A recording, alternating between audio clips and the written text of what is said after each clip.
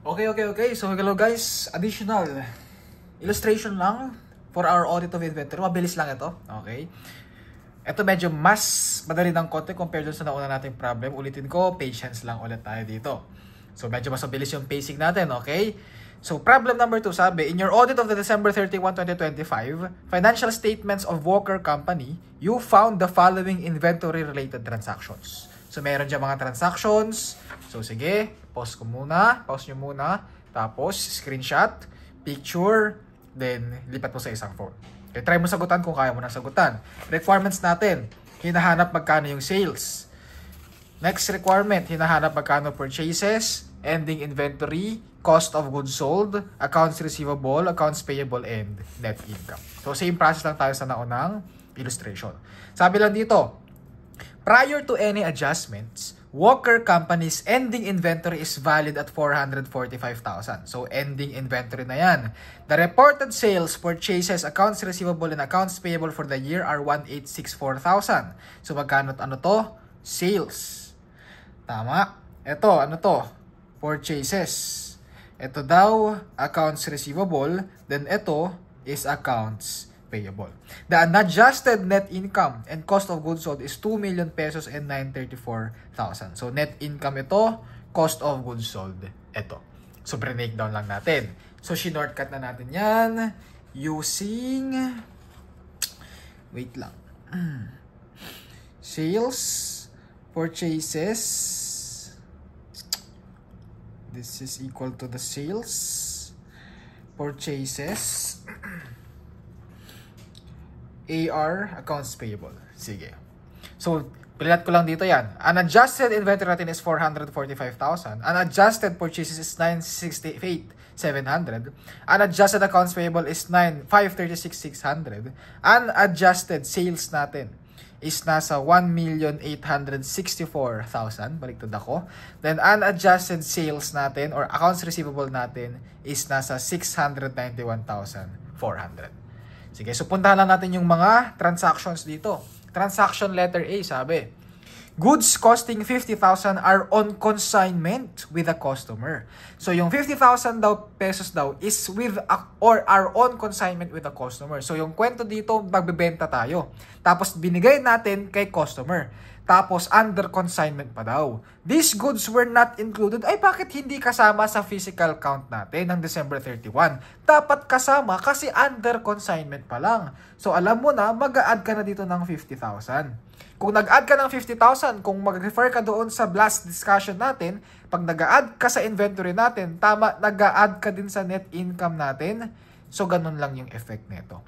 Para mas mabilis yung discussion.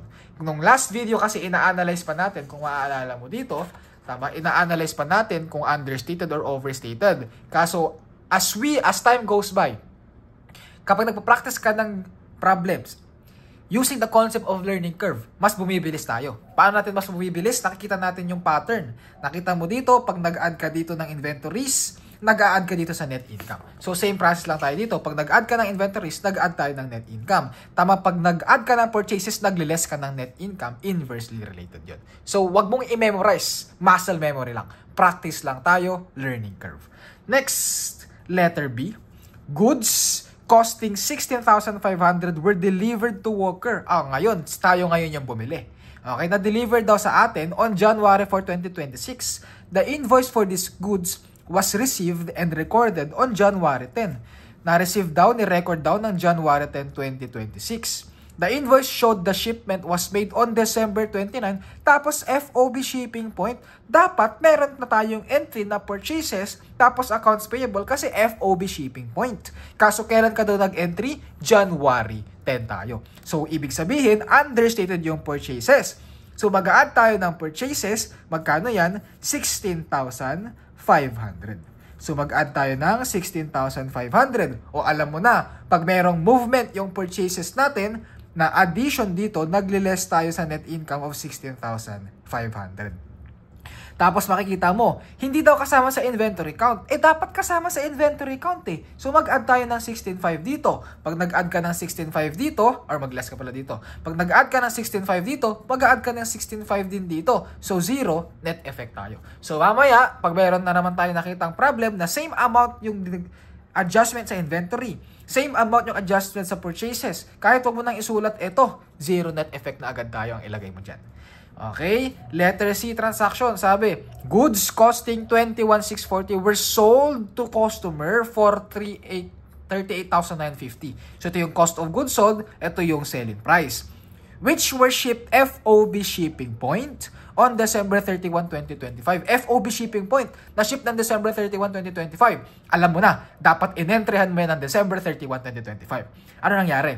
And were received by the customer on January 2, 2026. These goods were included in the 2025 ending inventory. Bakit kasama sa 2025 ending inventory yan? Alam mo na, dapat hindi na. Kasi naibenta mo na, FOB shipping point, bawasan mo na yan dito. Kung nagbawas ka dyan, magbawas ka rin dito. Diba? Madali lang. O diba? Muscle memory lang yan. Tapos sabi, the sale was recorded in 2026 upon confirmation of receipt of goods by the customer. Nag-recognize ka daw ng sale nung na-confirm nung customer. Nung na-receive ng customer ay hindi dapat. Kailan ba na-receive? January 2. Kung nag-entry ka, January 2 pa. Dapat nag-entry ka na ng December 31. So, ibig sabihin, kulang yung sales natin. Magkano yung selling price? 38,950. Kulang yung sales mo ng 38,950. Kung kulang yung sales mo, kulang din yung accounts receivable mo ng 38,950. Ano ba entry mo dyan? Tama, debit ka ng accounts receivable, credit ka ng sales. So, kung kulang yung sales mo, tingnan mo ngayon, kulang yung sales mo. Ibig sabihin, kulang yung net income. Kung kulang yung net income, mag-a-add tayo ng 38,950. O, diba? Madali lang. Basic, tama. O, letter D tayo, transaction letter D. Sabi, goods costing 8,640 were shipped to a customer on December 31, 2025, FOB destination. So, nagbenta tayo. FOB destination. Na-ship December 31. Tanungin mo, kailan na-receive? The goods were delivered to the customer on January 5, 2026 and were not included in the inventory. The sale was properly taken up in 2026. Okay? Kailan mo recognize yung entry daw? 2026. Kailan mo ba dapat i-recognize? 2026 kasi yun yung moment na na-receive mo. Kaso bakit hindi kasama sa ending inventory? Dapat kasama sa ending inventory yan, tama? Kasi FOB destination. So mag-a-add ka dito ng 8,640. Kung nag-add ka ng 8,640 dyan, mag-a-add ka rin dito ng 8,640. Diba? Ganun lang. Sige, lagyan natin to para hindi ka malito yung mga walang mark dyan. Oh, okay. Next, transaction letter E. Sa transaction letter E sabi, goods costing 8,600 shipped by a vendor under FOB destination term. FOB destination were received on January 3, 2026 and thus were not included in the physical inventory. O, ulitin natin. Sino ka ngayon? Ikaw ngayon yung bumili. Okay, supplier. Ikaw ngayon yung bumili. Ikaw ngayon yung buyer. FOB destination. Na-receive mo daw kailan? January 3. Ano ba? FOB destination term. Tapos, these were not included in the physical inventory because the rated invoice was received on December 31, 2025. The shipment was recorded as a purchase in 2025. Mali ka dyan. Dapat inentryhan mo January 3, 2026 pa. So, nag-debit ka daw ng purchases, credit ka ng accounts payable na dapat hindi naman. So, overstated yung purchases mo. Magbabawas tayo ng 8,600 of purchases dito. Okay? Nabilang mo daw ba sa inventory? Sabi the goods were not included in the physical inventory. Dapat ba kasama sa physical inventory mo? Hindi. So, okay tayo dyan. Okay tayo dito. Ang adjustment lang natin, mag-a-add tayo ng 8,600 sa net income kasi nag-less ka sa purchases. Transaction letter F. Sabi sa F, goods valued at 51,000 pesos were received from a vendor under a consignment term during the year. So, ikaw daw yung naka-receive na naka-consignment. These goods were included in the physical count. Ba't mo naman sinama, be? 51,000, consignment tayo dyan, alisin natin yan dito. Okay? Kung inalis mo yan dito, alisin mo yan dito. O, pag nagkaroon ka ba ng consignment, nag-recognize ka ba ng purchases tapos accounts payable? Hindi. Nag-recognize ka ba ng sales as accounts receivable? Hindi. So, properly stated yung mga yan. O, last transaction, letter G, sabi, Walker recorded as 2025 sale as 64,300 shipment of goods to a customer. Nag-ship ka daw. Nag-recognize ka daw ng 64,300 kailan? 2025. FOB destination, ay, kailan na-receive? This shipment of goods costing 37,500 was received by the customer on January 5, 2026 and was not included in the ending inventory. Bakit ka naman nag-entry ng sales? Hindi naman dapat. So, overstated yung sales mo ng 64,300. So, magbawas ka ng 64,300 dito. Kung sobra yung overstated, kung sobra yung sales mo, sobra yung net income mo. So, magbabawas ka lang din ng 64,300 sa net income. Tapos sabi daw, hindi na daw kasama sa ending inventory yung naibenta na 37,500. Dapat kasama kasi FOB destination. So, mag-a-add ka ng 37,500 dito. Effect natin dito, mag-a-add ka lang ulit ng 37,500. So, yan lang kadali yan. Hanapin na natin, computin na natin yung mga ending balances. Inventory natin, 445,000 plus 50,000 plus 16,500 less 21,640 plus 8,640 less 51,000 plus 37,500. This is equal to 485,000. Purchases natin, 968,700 plus 16,500 less 8,600. This is equal to 976,600. Accounts payable mo, 536,600 plus 16,500 less 8,600. This equal to 544,500. Next, sales natin, 1,864,000 plus 38,950 less 64,300. This is equal to 1,838,650. And accounts receivable natin is 691,400 plus 38,950 less 64,300. This is equal to 666,050. Net income mo, 2 million pesos plus 50,000. Tapos, net effect. Tapos, less 21,640 plus 38,950 plus 8,640 less or plus 8,600 less 51,000 less 64,300 plus 37,500. This is equal to 2,607,750. Tingnan natin yung mga requirements. Tinanong, determine the audited balances of sales o sales natin. Sales, 1,838,650, letter B. Audited balances of purchases. Punta ka lang ulit dito. Purchases, 976,600, letter C, 976,600. Ending inventory mo, 485,000, 485,000, letter D. Cost of goods sold natin, hanapin natin yan mamaya, asterisk lang. Accounts receivables, 666,050, 666,050, letter B.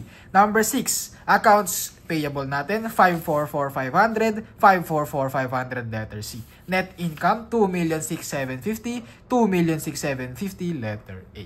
Andali. Lupat na tayo sa number 4. Sa number 4, paano mo ngayon nahanapin yung cost of goods sold natin?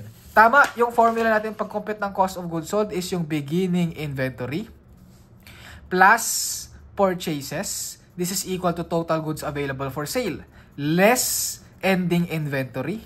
This is equal to cost of goods sold. Okay? Yung adjusted balances natin. Sa adjusted balances natin, magkano yung adjusted balances natin? Ay, hindi natin alam beginning inventory, hindi binigay. Purchases mo, magkano yan, no? 976,600. Tapos, total goods available for sale natin, hindi pa natin alam. Ending inventory mo, magkano? 485,000. Hanapin natin itong cost of goods sold. Yung unadjusted, paano ko ngayon mahahanap yung beginning inventory, sir? Tingnan natin sa unadjusted kasi wala naman tayong changes, tama? Magkano yung cost of goods sold unadjusted natin? Nandito yan sa form solution natin. Cost of goods sold unadjusted, nasa problem pala. Ito yan. Problem natin sabi, 934,700. So, dito, 934,700. Nakuha yun. Tapos, hindi pa na makita. Sige, ito. 934,700. Then, after nun, magkano yung unadjusted ending inventory natin? Ito yan, 445,000. So, 445,000 deduction tayo dito. Magkano yung total goods available for sale mo? Work back lang tayo dyan. 934,700 plus 445,000. This is equal to 1,379,700.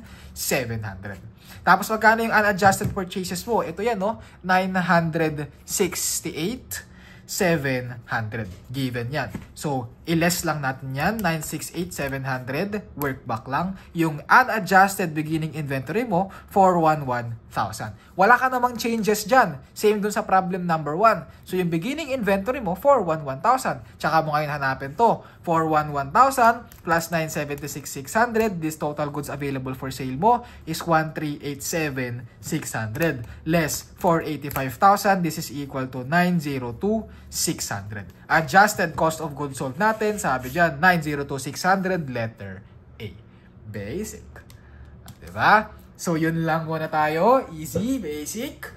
Problem number 1, problem number 2. Ini-expect ko, master mo na si audit of inventories.